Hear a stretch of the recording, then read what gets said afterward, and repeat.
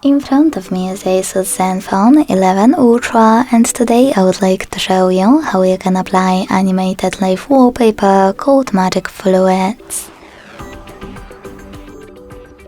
First of all, go into Play Store and click on the search bar.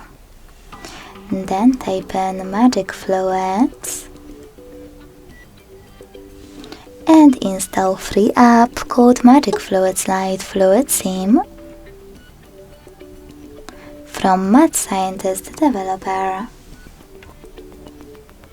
Sorry, misclick.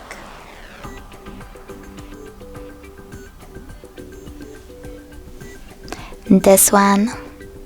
When it's ready, open it, and then to mute the music, click at the bottom left corner.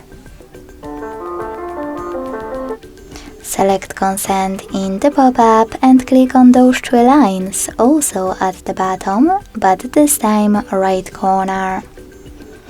Now click on Set as Live Wallpaper, select Yes, and click on this gear at the top right corner to adjust your wallpaper perfectly. You can pick one of those presets, and to apply the best one, select Yes, or just manage all of those options.